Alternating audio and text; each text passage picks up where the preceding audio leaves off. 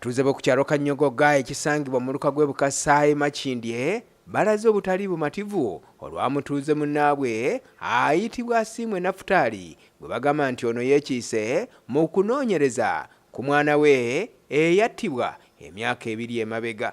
Bano okuvayo kidiridde poliisi okubaako abantu 2 be yakutte okwabadde Kanaabi Rashid ono nga kansala mu kitundu mbu n'agenda ku poliisi n'amuwolereza ng'agamba nti talina kyamanyi ku kufa kwa mwana we.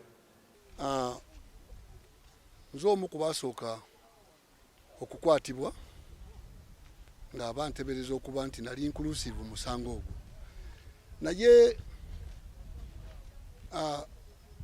nze ndaba nti kati guno gwe mulundi ogusookedde ddala okulaba nti at least ku luno wavuddeyoko amazima ku nsonga eno, kubanga waliwo abantu abakwatiddwa ku lunaku olwokutaano nga kuliko ne kansala w'ekitundu abakwata ne babatwala e Kabalagala. Naye ekisingidde ddala okuneewuunyisa kwe kulaba nti omuntu bamukutte ku lunaku lwakutaano bamututte ku poliisi, ate ku lw'omukaaga ssaawa ng'emu yakawungeezi n'ayimbulwa n'adda eka. Nze bankwata ku musango guno nga tewaliiwo yadde akantu akaneekuusaako nti waliwo eyandaba oba luwanjogerako nti oba yansanga oba yandabako n'omwana oba nabiki, nga tewali yadde. Nebikozi taata w'omwana yali aninako just fitina kubanga byali bya bufuzi bya kyalo, teyakuba birayiro kuweereza kyalo, ffe twakuba ebirayiro yagaana ne mugamba tojja kuweereza kyalo nga tewalayira. Mission zo tetuzimanyi, kakati nanzigulako olutalo.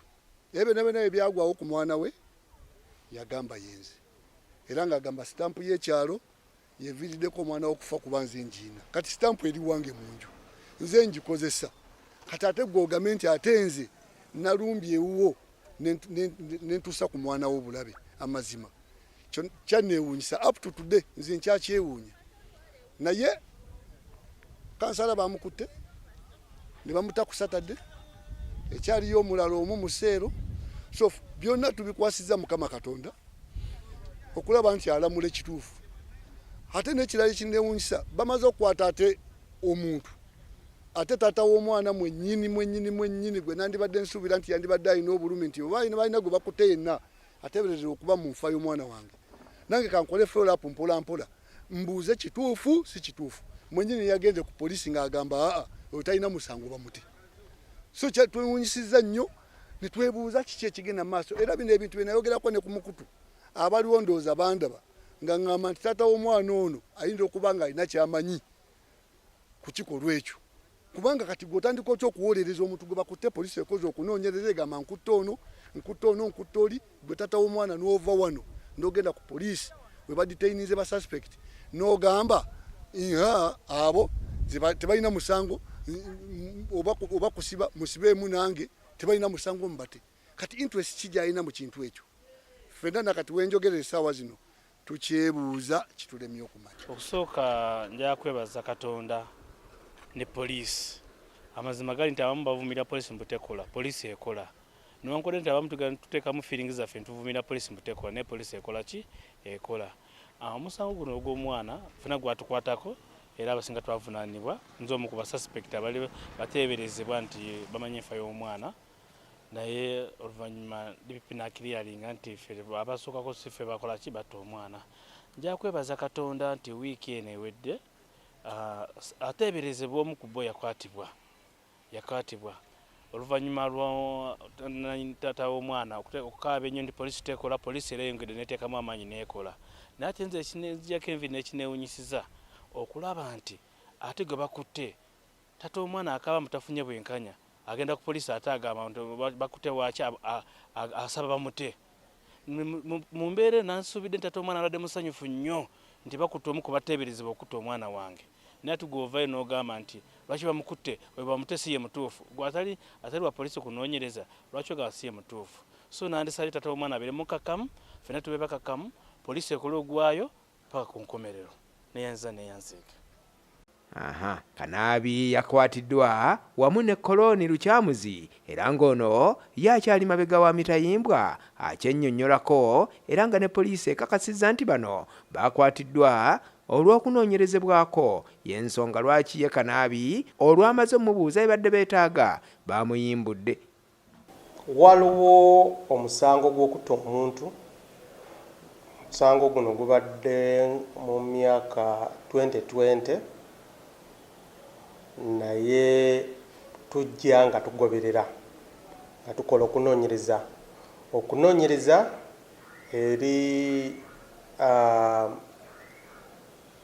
omuwabi wa gavumenti oba DPP yatulagira ky'okukola. Kati naaku zino badde tutambulira wamu ne DPP mu kukola okunoonyereza kwaffe. Naye buli we tufuna amawulire amapya oba waliwo information ngeri mapya oba obujulizi gye tufuna tutera nnyo okuyita gye tusuubira nti ali suspect najja nawandika statement. Omwogezi wa poliisi mu Kampala Patrick Onyango agamba nti okunoonyereza ku musango guno kukyagenda mu maaso era abantu bangi bakyayitibwa okubaako bye beebuuzibwako. Kati kansala ne mune naye waliwo amawulire agavuddeyo naffe ne tumuyita ne mune najja ne tumuggyako statement. Nga tumaze okumuggyako statement twamuwadde police bond agende kubanga okunoonyereza kuno kuvudde 2020 paka kati tosobola kumutereka mu kadukulu. Waliwo ebintu ebimu eteekwa kutambula ngeri gye tutambuliramu nani omuwabi wa gavumenti oba DPP. Kati twamuwadde police bond nga tukyalinda ebinava eri wamuwabi wa gavumenti. Ono agumiza abatuuze nti poliisi yakukola kyonna ekisoboka okulaba nga abatta omwana bazuulwa. Omusango guno oguludde nga gunoonyerezebwako era abantu bangi bazze bakwatibwa n'abalala ne bayitibwa okubaako bye bannyonnyola. Omusango guno oguludde nga gunoonyerezebwako era ng'omwana ayogerwako okuttibwa yattibwa oluvannyuma lw'abazadde be okufuna obutakkaanya n'abamu ku abo be baali bavuganyizza mu kalulu olwo ne bakibateekako nga balowooza nti ebyava mu kalulu oba oli awo bye byaviirako omwana waabwe okuttibwa.